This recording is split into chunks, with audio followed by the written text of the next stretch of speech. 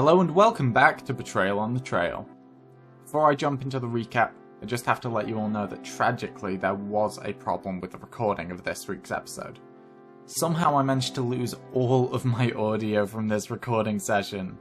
I didn't want to undo everything the players did by re-recording this session, because I thought it would ruin the integrity of the story they're creating, and there were some genuinely beautiful character moments that I did not want to lose.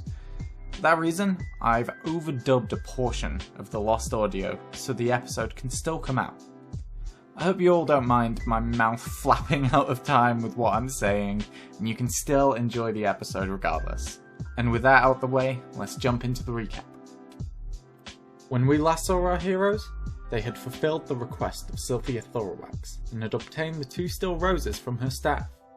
As promised, Sylvia handed over the gauntlets of Davrin Thorwax to the party, but she also revealed that she had to hide them away due to attempts to steal them being made by a band of goblins, who apparently work for the Forgotten Legion, an organisation ran by the person that goes by D.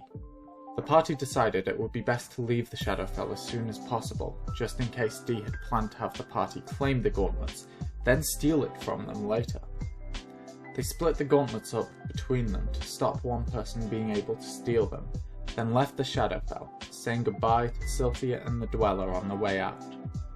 They returned to their reality and met back up with Fakerin, and that is where we're going to continue our adventure.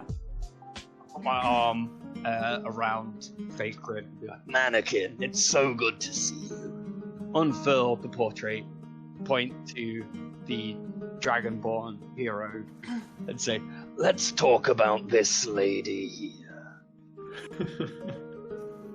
So, Fakerin is going to lean in real close to you and start inspecting this portrait, squinting really hard, trying her best to inspect every single part of it. After a moment of her investigation, she leans back and says, "Oh my god, I'm in this portrait!" Let's stay with me here, Mannequin. Who is she? It's Kyria Vorax. Do you not know her? That feels like an important name. No. Question should imply that I do not. Her name is not known, and history regards her as a mysterious human or possibly halfling. Well, that is peculiar. Very odd, in fact. I'm not entirely sure why history would forget the princess of the Draconic people. The princess? What? Yes, she was a princess. I'm honestly surprised you didn't know that. I mean, being a green dragonborn and all, I thought this would all be your thing. Cabal takes off his trench coat and tries to hang it on Fakerin. He's like, "Oh, I'm terribly sorry. I thought this was your thing." So, like, throw it back on, like, haughtily. Mannequin, we're tired. We've had a lot of fights, and we've met an odd creature in a well. Let's go back to the inn. And we have other matters for us all to discuss. But I would be greatly interested in hearing your perspective on everything, as if we know nothing of this woman. Please. That seems like a big task, but I'll give it my best. We begin our trek back down towards Hagar. It's about 10:30 in the morning at this point, so the morning light is shining its way through the tree line.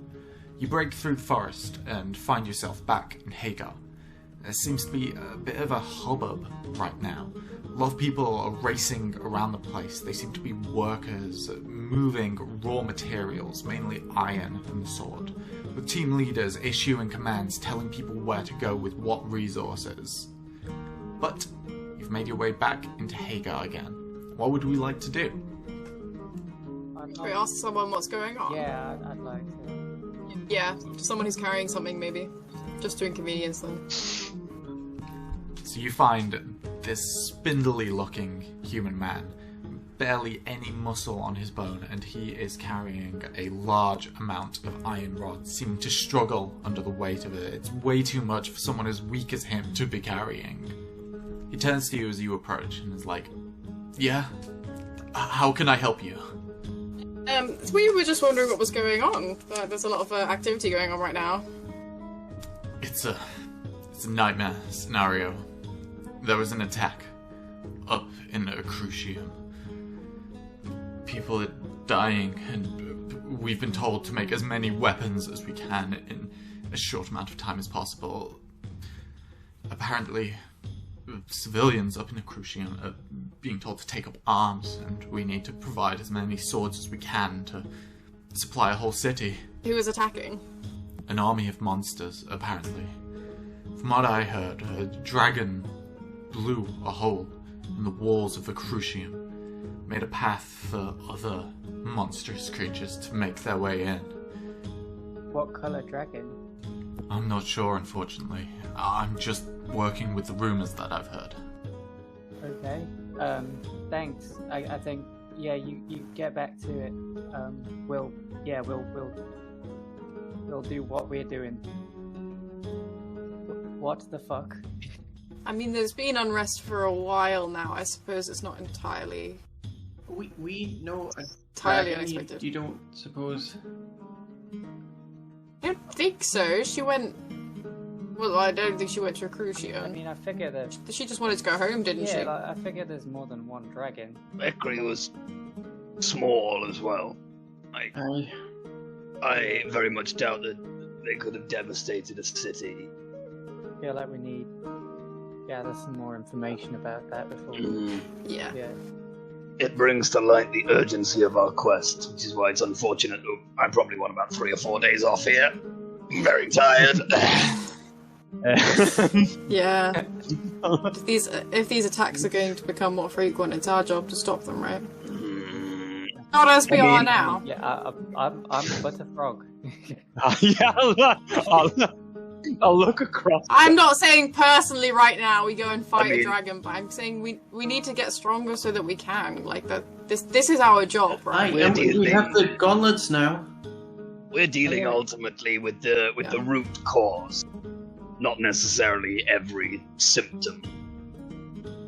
Yeah. I suppose, yeah. We should still try and stop people getting hurt. I mean, yes, I'll give you that. We should probably try to not actively hurt people. That's as far as I'm willing to go. Yeah, no, I'm not saying we now go and fight an army of monsters and a dragon. I feel like we should do something. I mean, we need to work out what we're doing with these gauntlets first as well, and like who's using them. I'd like to. Yeah. We could try them on. Shall we maybe ask one of these people who's issuing orders and see if they have any more information before we head to the inn? I'd like that. Alright. Yeah. The closest supervisor to you all is this dwarven woman. She seems to be a blacksmith, very burly in nature, has a scar over one of her eyes. She's standing there, arms folded, surveying her workers, occasionally shouting a command, making them speed up. Volunteers? Yeah, alright. Hello! She doesn't turn to face you as you approach. She seems to be keeping her attention solely on her workers. But she does kind of nod in your direction and say, alright. Hello, I'm really sorry to bother you. I can see how busy you are. But we were out of town for everything happening and we were just wondering if you know what's going on. There was a dragon attack. I mean, more detail than that, preferably. Like we want to help, but what actually happened? She doesn't seem like she's that interested in making idle chit-chat. So could we make a persuasion check to see if we can actually get a bit of information out of her? 14. Let's say 22. Marie's frog-like charm strikes again. At first, she seems pretty annoyed at Arabella coming over, disrupting her work, but as this sweet little grung comes over as well and turns on the charm, she seems to warm up a tad to the group, and it's just like, alright, I'll tell you what I know, but it isn't a lot. Apparently there was an organised attack on a crucium. A bunch of monsters were hiding out, surrounding the city perimeter. They waited until this dragon came down to blast a hole in the wall and they charged. They didn't give the guards a chance to mount any form of defence, and it looks like Eldath's protections aren't enough anymore. They assaulted a civilian quarter. The guards did their best to evacuate as many people as they could, but it was a bloodbath. And now the Order of Serenity are telling those survivors that they're going to have to take up arms and defend their city. A bunch of innocent civilians being drawn into war. And now we're being told that we're going to have to craft a bunch of weaponry for them. The Order of Serenity are there then?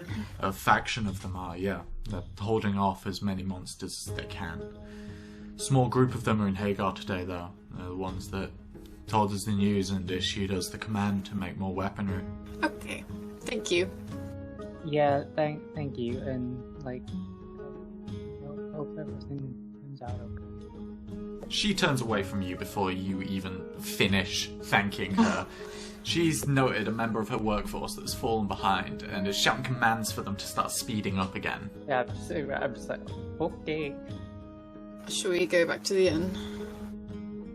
If they have rooms, I don't know if they're now sheltering refugees. They should have retained our rooms. We've still got our horses. We're still boarded there, and we've only been gone like 2 days. Plus, nobody's going to stay there because the door got all smashed up by some zombies. What? Oh, Never mind. Yeah, let's go back to the inn. So you make your way back through Hagar and arrive at the inn you were staying at before. They still have the same rooms available for you, but it will have to be 5 silver pieces if you want to spend the night. I am now officially flat broke, so just... Really? I can lend you money if you need some, Marie. No, it's alright. I gave all of my money to 3 to make a point. At one point. And I gave 10 gold and then demanded it back. Is Janice still with us? She'll have come with you to the tavern, but she won't come inside with you. She'll part ways with you at the doorstep, starting to say her goodbyes. You were very helpful, Jana, thank you. Give our regards to your brother, and ideally as little else as possible. I'll try my best, and I'm sorry again I couldn't be more help. But thank you for bringing me with you. It was an enlightening experience, among other things. If you ever need any help in the future, I'll gladly oblige, assuming you have enough gold. And with that, she'll part way with you all and make her way back into Hagar. Charming. Great, right, well, Alright, yeah, we'll head inside and I'll invite everyone into my room, including Fakerin.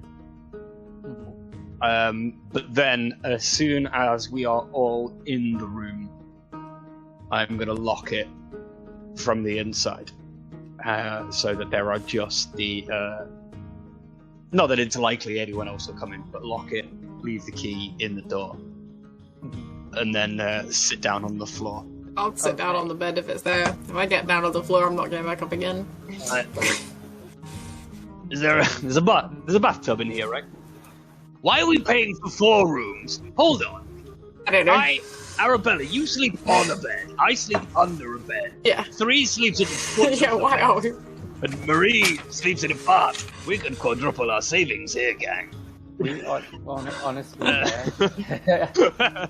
This is the fun economics Kamal part of puts on his D&D. reading glass and He's like, let's go over the quarterly figures. I do appreciate that you guys have returned from the Shadowfell with these holy relics in hand, and Cabal's first priority is saving 15 silver pieces.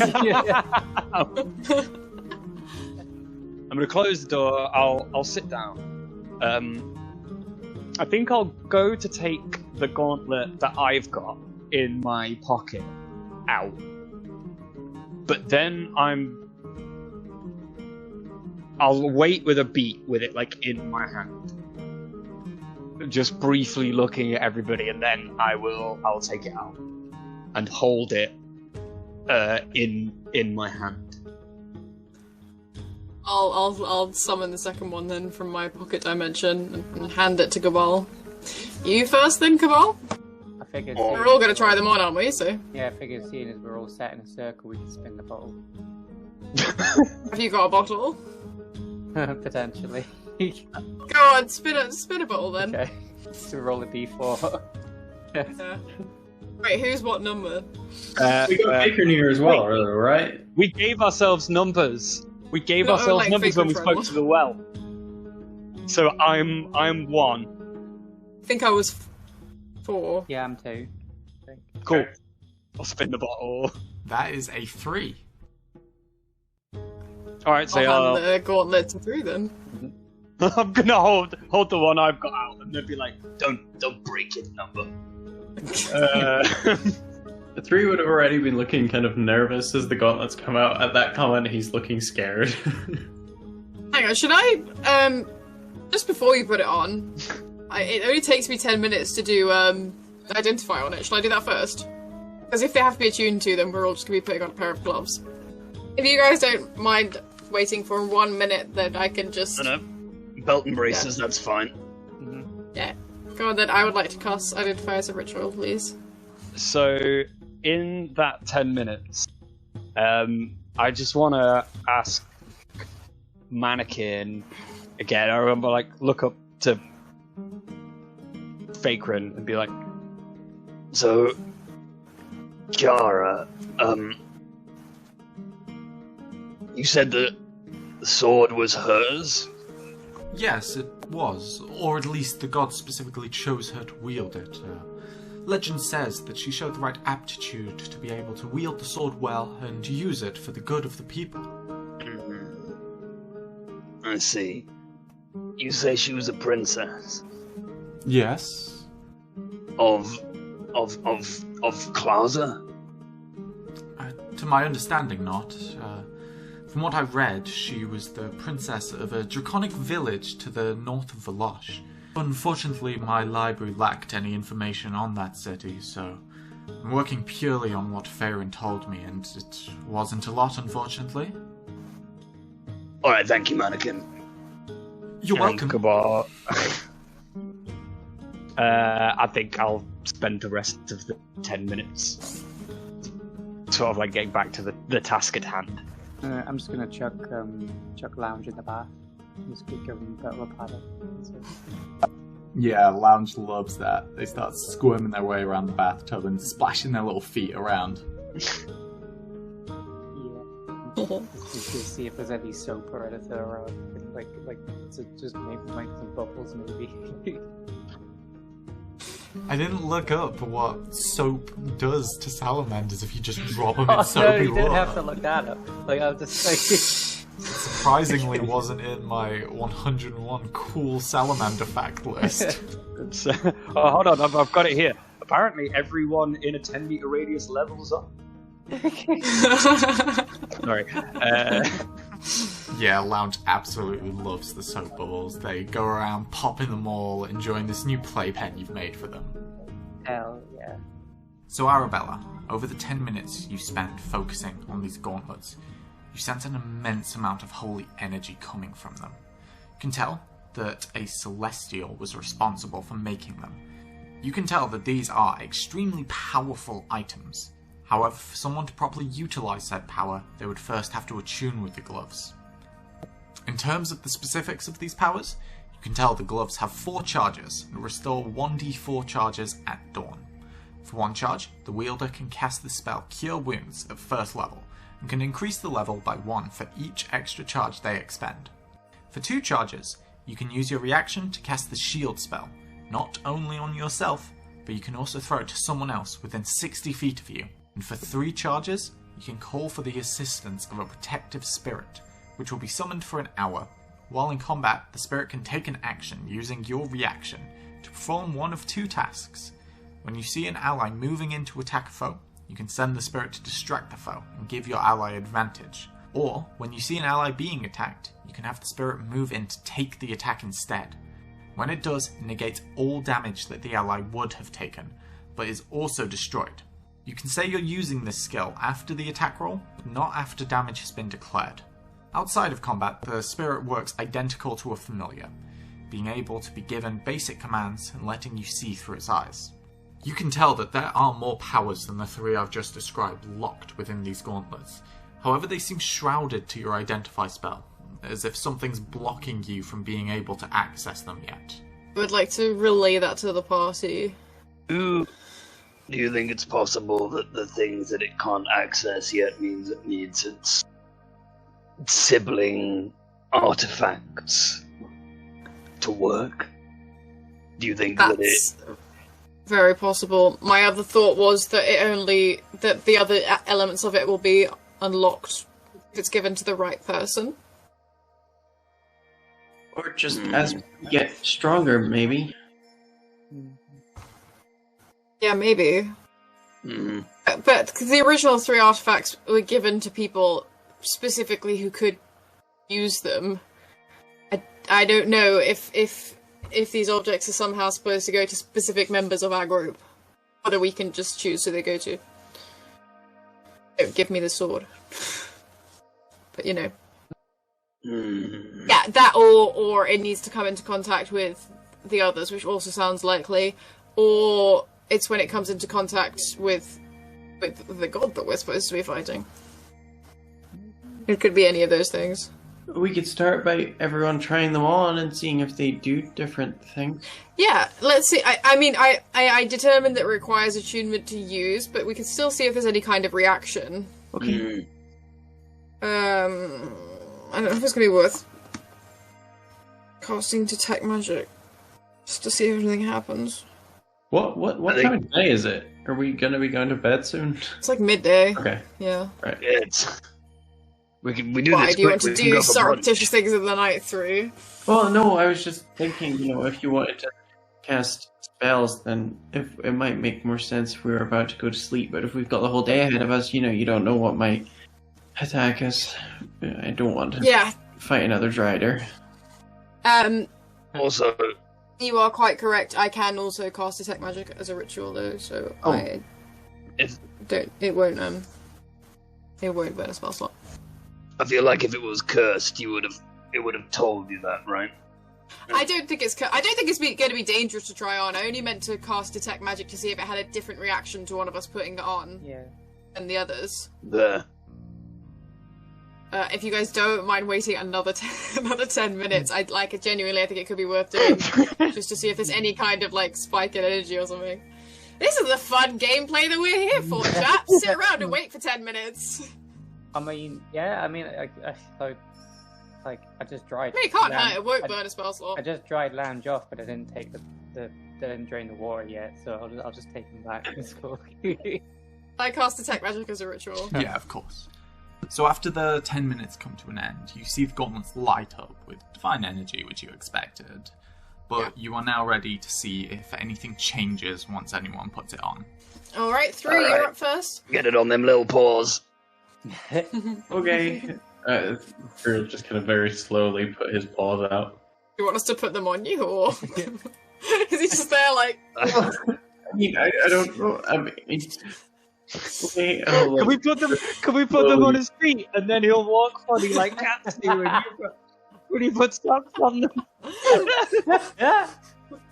These are the most powerful artifacts ever created in this world, and we're trying to strap them to a cat's feet.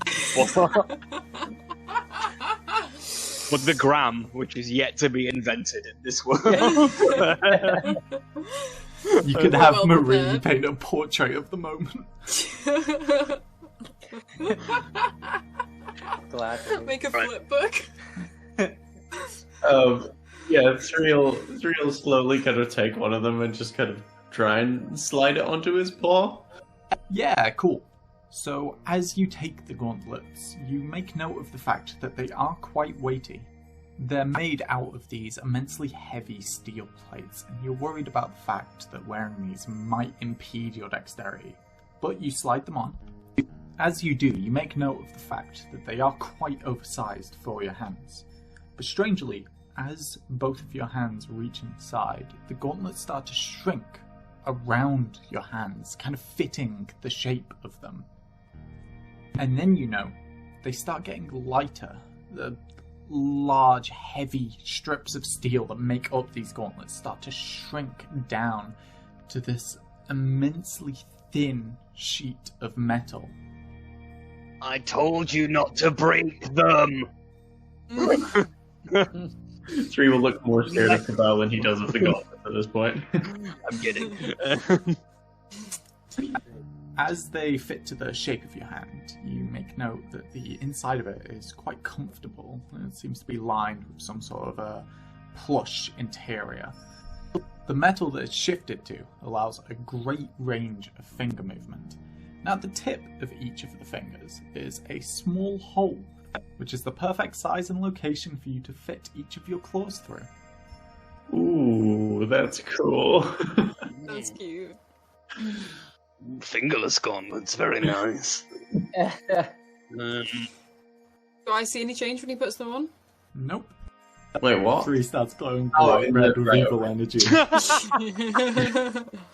3, you're glowing like a Christmas tree right now. They feel kind of comfy. They're soft inside, which I like. And they're a lot lighter than they seem.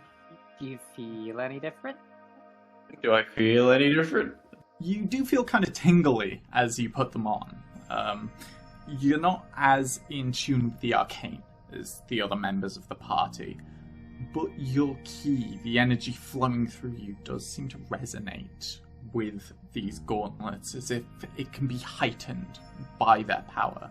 You'd still need time to attune to them to really understand how to draw out this power, but you do feel a little bit stronger. Feels kind of tingly. I think I just need more time to understand them, but I mean, someone else can try them on if they want. Yeah? Do you want to spin that bottle again, Murray? What happens when I try and take them off? They keep the same shape that they had while you were wearing them, so as you slide them off, they have a much more fabric consistency to them. In that bottle. And that's a 4. that's Arabella, me. pop them on. Alrighty, yeah. I'll pop those gloves on. Thanks, 3. So your hands are even smaller than 3's are. So it's the same sort of deal as you slide your hands in. The gauntlets begin to shrink in order to fit the shape of your hands.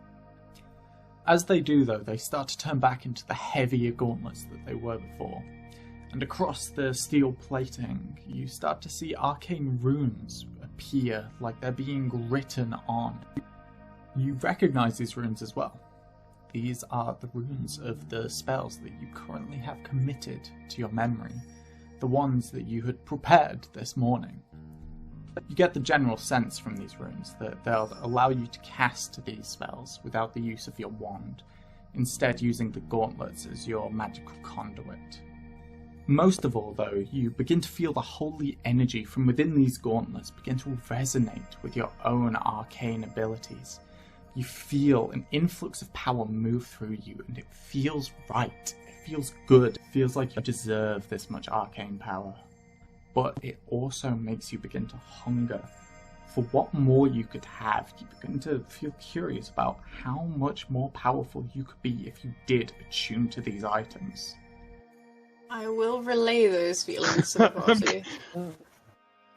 What he said. That's interesting. I'm gonna squint slightly and then to 3 be like, keep an eye on her. If she goes full Galadriel, then we might need to do something. Oh, we'll love me and despair. Okay. Well, that's different. I'm assuming... Well, okay. I'm assuming that's because I'm a spellcaster, but it could be because the gauntlets are supposed to be mine. Which I'm just putting out there.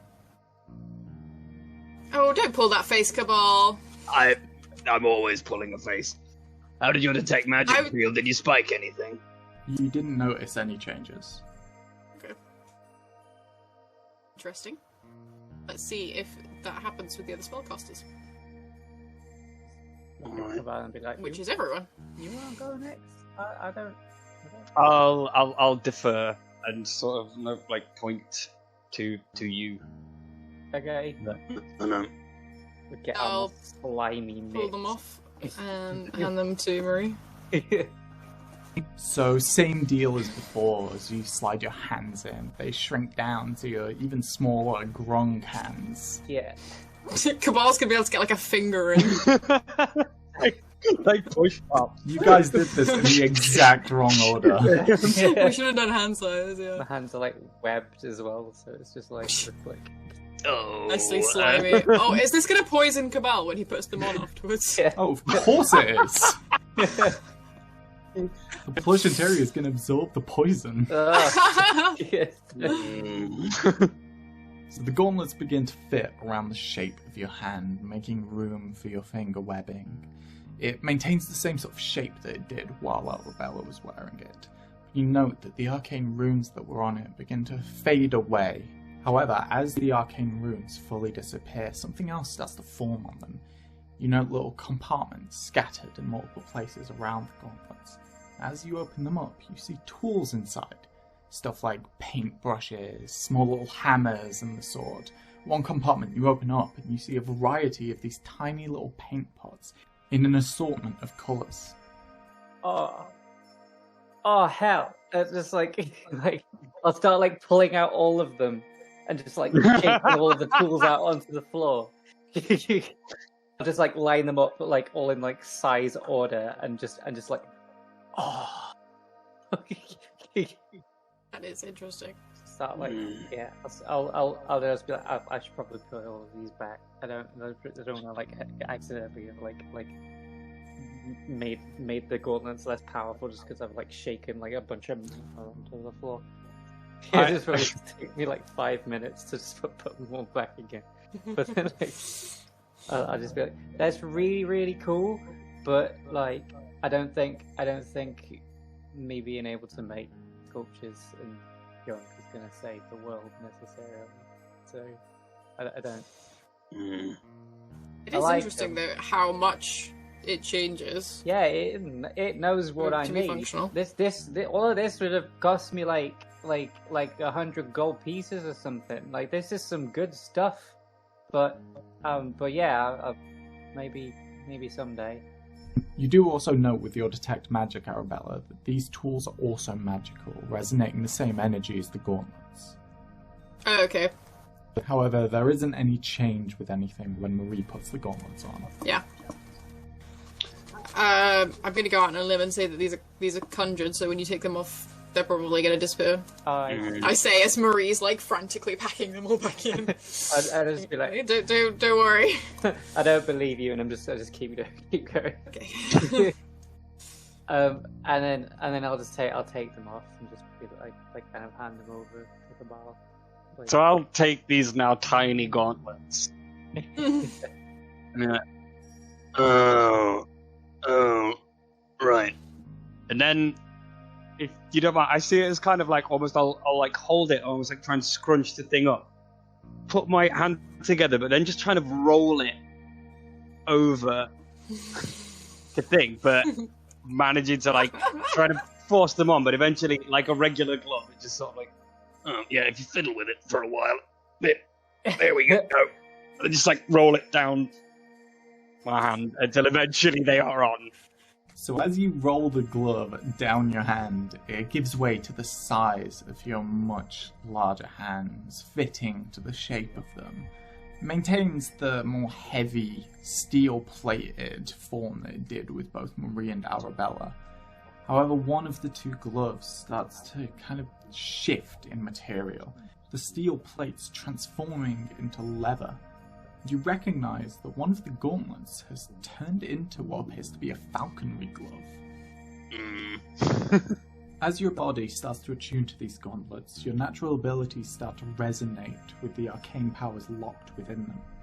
You instantly can tell that these are immensely powerful items.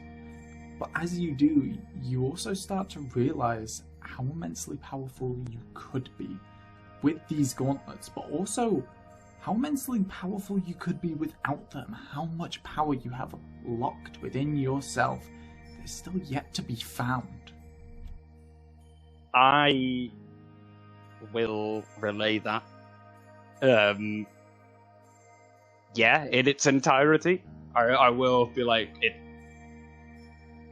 I'm aware that they're powerful, but it also makes me aware that I am powerful. Do you notice anything, Miss Plum? Do I notice anything? No. I didn't see anything unusual when any of us put them on. Which doesn't necessarily mean that they're not supposed to go to one person, but if they are, it's not obvious. Well, what a conundrum. I think I know who I want to have it. If you've got an idea, then Lounge. yeah. Yes. Can we try them on lounge? Look, I just warn you, if we put them on lounge, who is tiny, whoever gets the gloves will have to do what I just had to do to put them back on. Look at his like little tiny. I know hands. he'll look like a very tough little man. Right, can I just say what I'm thinking? Mhm. Yeah, I mean, this is a free, safe space, open to all. Safe-ish. I think somebody should wear them, just because specifically of all the objects, these ones are mostly for healing and not for destruction, and I think it would be stupid not to give them to someone when they could easily save one of our lives in combat. And if we just, okay, unless you want to have the talk now about who you think the traitor is, we should just give it to whoever it'll be most practical to use in combat, like who's going to be the person in the position to heal most often. When's that talk coming, by the way? We can have it now, but, I mean, unless you guys have anything to base accusations off, then there's not really any point. I do. I don't think I have any reason to accuse anyone. I'll take Zone of Truth next time, we'll have it then. I think we're best for now to continue. Continue on the fair assumption that we're all on the up and up. You've got Zone of Truth now? Oh, right. Well, let's do that then. Yeah, why not? Let's all go around and say, I am not the traitor under Zone of Truth. No, I'm being serious. I'm not saying we should start, questioning everyone on everything they've ever done, but, let's just all go around and say, I'm not the traitor under Zone of Truth. I know I'm eager, and every part of my, enthusiastic soul is like, hell yeah, let's sort this out, let's get everything out in the water, but there's a war going on outside these walls. For fear of sounding like the traitor, I don't think this is the time to have that conversation. I'm not saying we should have it in detail, I'm just saying just that one statement. It's all of about 10 minutes. What if one of us was the traitor, then we'd be at the very best down a person for our next fight. That's what Down a person who wants to sabotage us. But they want to work with us for now, I hope. We're all friends, right? Yeah, but then, we don't want to give them one of the weapons. I suppose. I'm not saying we should have the full discussion now where we talk about our entire lives and decide which of us seems most evil. I'm just saying that one statement, we can all go around and make it, right? And then move on. Sorry, is that an issue? It feels right. Feels like the right thing to do. I'm just And then we can at least ascertain that the traitor probably doesn't know who they are. I'm scared. Okay. It's the one statement, that's it. Just one statement. Yeah, literally just, I am not the traitor, and then you can dispel it. Okay. Is that a 4 for 4 vote? Are we all feeling that? It feels childish. We're spinning a bottle and casting Zone of Truth for what is essentially a dare, but I cast Zone of Truth. The charisma saving throw. You don't have to worry about that, because as you start casting your Zone of Truth, you hear a very gravelly sounding voice from behind you start to cast a counterspell, and your zone of truth disappears. I've still got detect magic active. Yeah, and with that you can sense the magical energy coming from the human man who's now sat next to you on the bed. He's a very thin-looking fellow, quite well-dressed. He has sort of short brown hair brushed backwards, and very sunken features. He's hunched forwards, observing you all. No cheating now. I mean, that's not fair. I've spent too long trying to set up this game for you to now come in and just try and blow it out the water with your little cheap cheat codes. You really wanting to undermine all my hard work like that just in one fell swoop? That's not nice at all, is it? Albert! Sorry! He smiles and pats you on the back twice.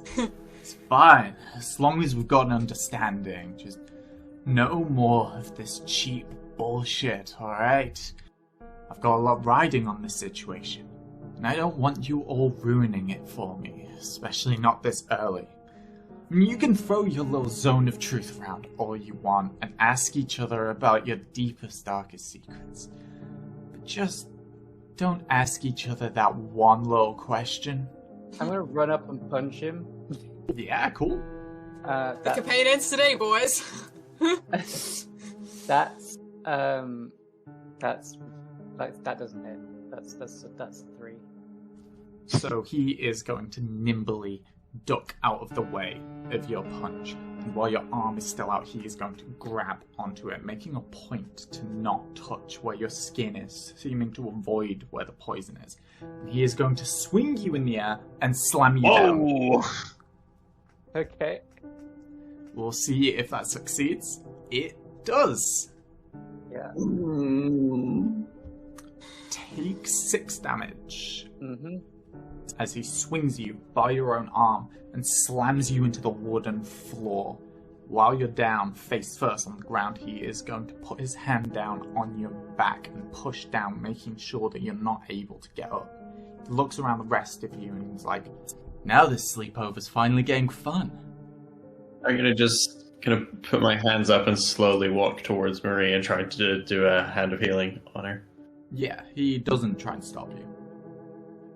Also, as you hold your hands up, he's gonna kind of be like, alright, and hold his hands up to letting go of Marie's back. That's 6 points of healing for you, Mary. I'm also going to go over and seeing that as 3 is doing this, I'm gonna look at him and be like, so, Cyric, I presume, or an envoy? An avatar of the real thing, but yeah, my name's Cyric. Well, and as, Marie is getting up, I want to say, well, lovely to meet you. You are going to lose. And I will expend a charge from the gauntlets I am still wearing to cast Cure Wounds on Marie, or I will try to. So usually you would require attunement to be able to use any of the abilities in here. But because this is such a cool scenario, I'm gonna say you're able to just use one of the charges from these gauntlets with how much you've attuned to them so far. Place your hand on Marie and you draw out the holy energy in these gauntlets to patch up any of the wounds she may have sustained. Cyric doesn't seem fazed by you using these holy items in front of him. He just is continuing to sit hunched forward, kind of passively watching you do this. I hope we've all learned a valuable lesson today. No more zone of truth? Are we all agreed on that? You didn't have to come here and make a point of us and take the piss though. We get it. Don't have to be so smarmy about it. Marie, I don't think he's capable of anything else. Are you watching us all the time then? Passively, yeah. Oh, don't look at me like that, 3. I know what you get up to. Cabal might have to do a charisma save to not burst out laughing at that.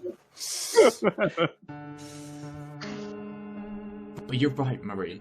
I didn't have to come down here and chuck you into the floor just to make you stop casting Zone of Truth. In all reality, I wanted to come down here to make myself known to you all. Let you know that I'm coming with you on this adventure. I'm going to be by your side every single step of the way. Keeping a little eye out, making sure you don't cheat again. And for one of you, I want you to know that I am here for you. We're on the same side, you and I. When the day comes, we are going to wipe the floor with these losers. But yeah, I've overstayed my welcome. Feel free to use your Zone of Truth again to start prying into each other's backstories, ask who's murdered what, and what dark secrets you're all... And with that, Cyric is going to dissipate into a sort of fine mist and float out of the window. I'm gonna get up. I'm gonna kind of nod to Cabal. I'm going to go to the door, unlock it, and give the most just look back at Arabella, and open the door, and just leave.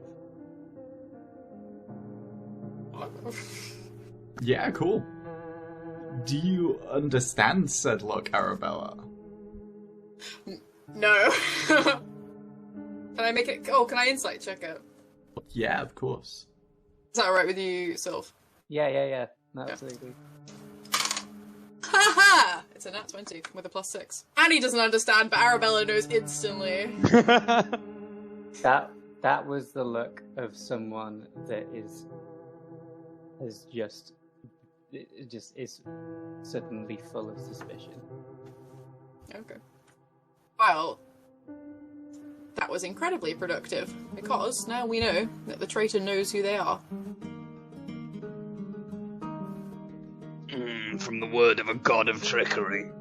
I'm not but the fact that he felt... No, I wasn't ignoring what he said, what he did. The fact that he felt the need to cancel the Zone of Truth means surely that the traitor knows who they are.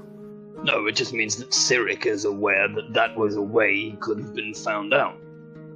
Yeah, but for him to have been found out, the traitor must have been aware. Like, Zone of Truth only compels you to tell your own truth, right? It doesn't... It's not omnipotent. Maybe whoever the traitor is now doesn't know yet, but they'll know later, and he wants us to never use it. If that was the case, and they didn't know now, he'd want us to use it, because we'd all go around and say, I'm not the traitor. Because they wouldn't know it right this second. Oh no, I've gone cross-eyed.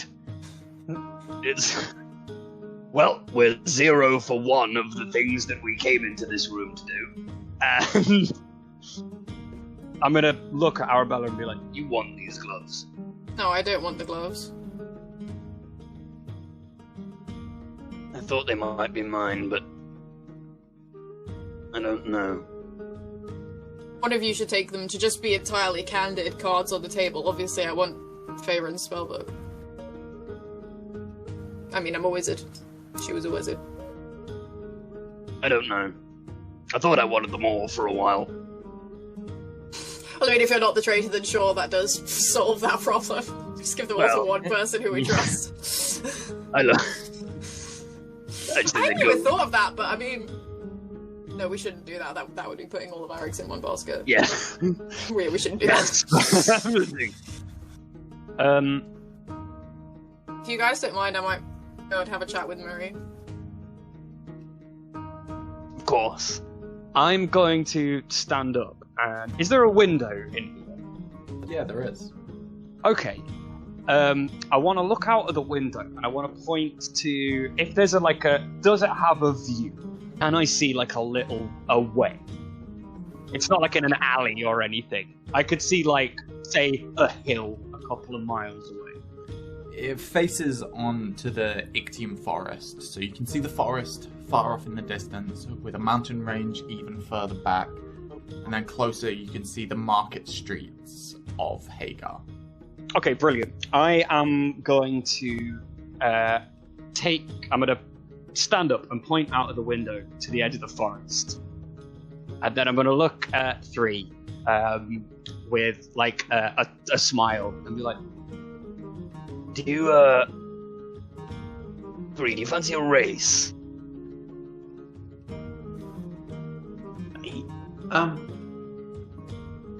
Sure. Okay. Alright. and I'm going to point to like a tree in the forest and be like, There. That's where we're going. First one there. Buys the other lunch. Okay. Alright. Go. He's just gonna jump out the window. the ball is going to like walk sidle out of the room, like slowly. As I go, I'll turn to Arabella and just be like, We'll be back in a few hours. I'd like to talk to you on a private matter. If we may. Later. Or now. Mm-hmm. Later. Yeah. You go speak to Miss Gronwy. I've promised the cat a race. Alright, I'll talk to you later, Cabal. cool. I'm going to head down the stairs into the lobby where the doors are newly fixed, wild shape into a warhorse, and smash through the door.